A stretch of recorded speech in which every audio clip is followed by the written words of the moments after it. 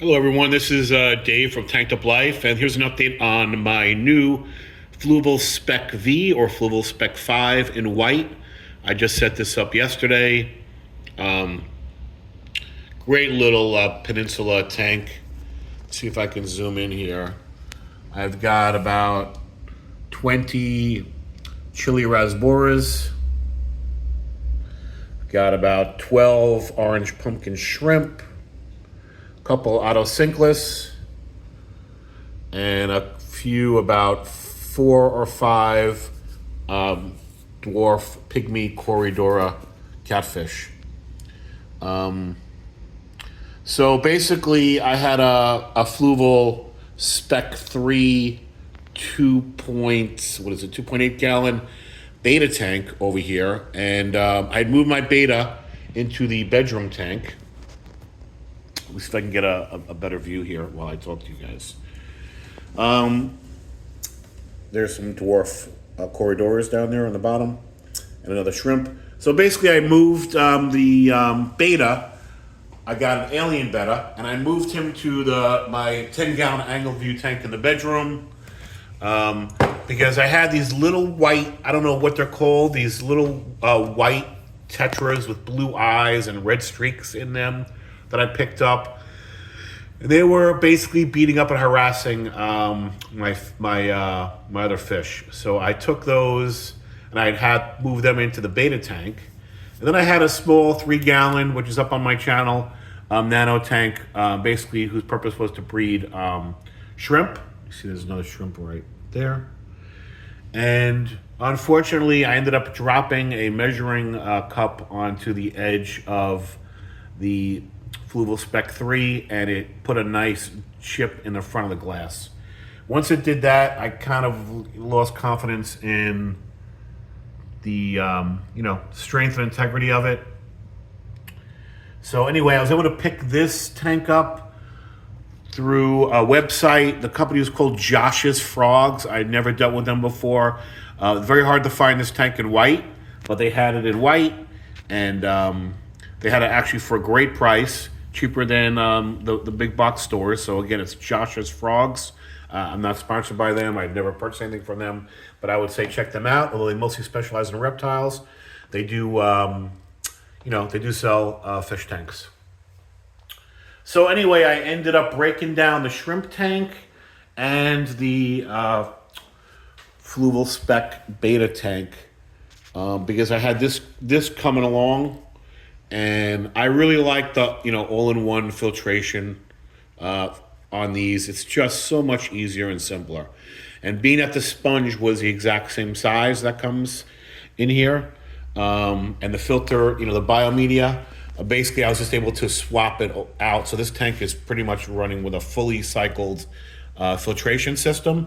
And then the sand that I had in the Beta Nano tank, which is UN Systems Contra sand, I basically just moved that sand into this tank. I added some more sand. And so it's basically a fully cycled tank from day one. I am not using any plant substrate in here. I do have UN Systems Contra soil, which I did use in my 10-gallon angled aquarium, but I was kind of unaware that that is one of the soils that will slightly lower pH. This already has a lot of tannins. There's a monstrous piece of driftwood in here. It's a little hard to see. This is a separate branch from another piece of driftwood. The big piece is kind of being held up here, and it had a number of holes in it. I did tie Java moss on. You can see there's some threads that are still showing. Java moss onto it, basically all the way down. And then I planted a lot of these epiphyte plants in the holes that were in the driftwood. You can see there it's glued to a rock with a little bit of slate. So anyway, it's a fully cycled tank from like day one. I did buy these rocks at my local fish store. I was looking for like a grayish look. I don't know what they're called. It was $2.99 a pound they charged me for this. And I do have Wonder Shell. You can kind of see a piece of the Wonder Shell there.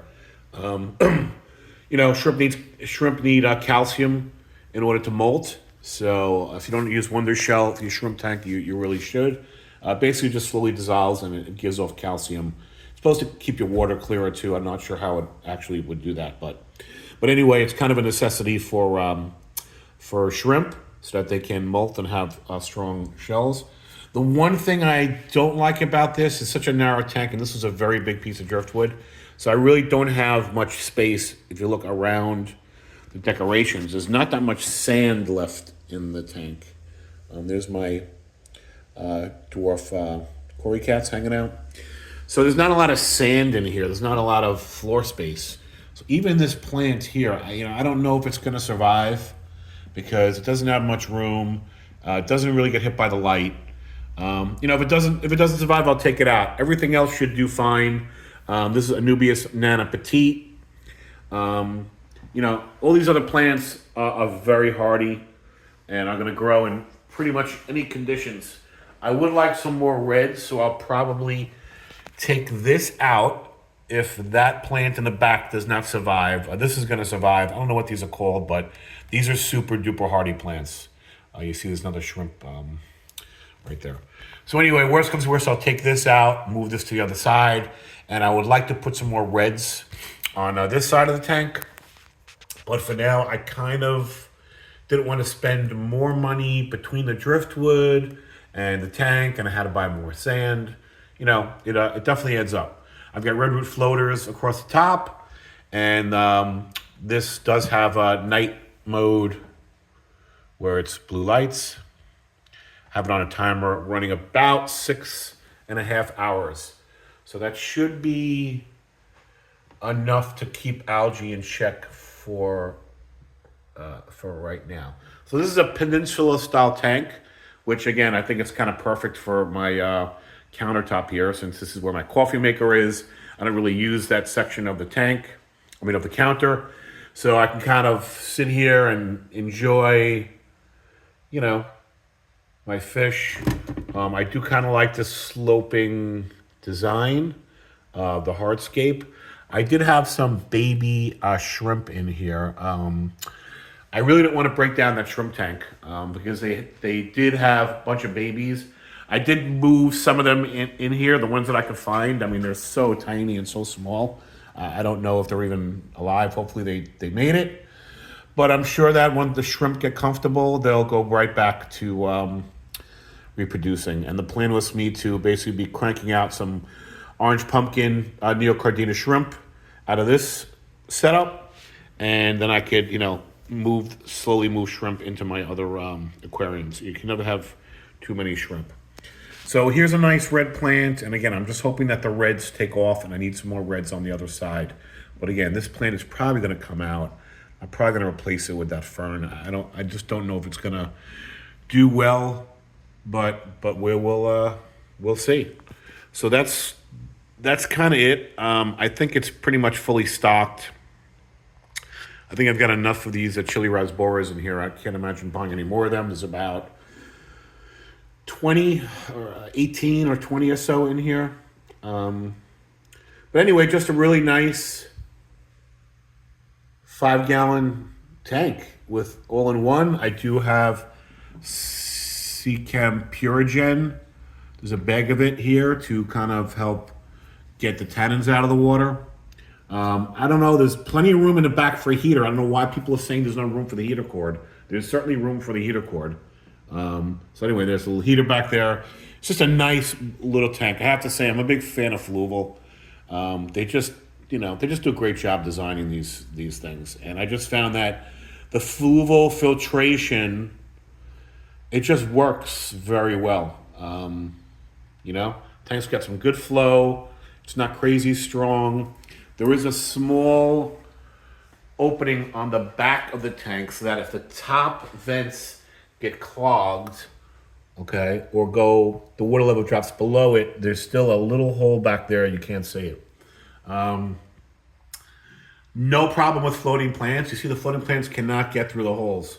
So, there's plenty of room for water to still get sucked into that top intake. And it's not so strong that, shrimp, listen, if a shrimplet gets in there, it can't go anywhere. It's just going to end up sitting on the top of the foam. I've seen it happen before. And then when I do my maintenance, I can pop them out and put them back into the tank. So if a shrimp did get sucked in there, it would actually still live and be fine. There's plenty to eat in there. Still getting light. It would just be on top of the sponge. So anyway, that's where that stands. Anyway, I hope you like my aquascape. Please give me a like. And I will keep you guys posted on the progress of this tank and on my other tanks. I have a 28-gallon bow front and I have a 10-gallon angled view.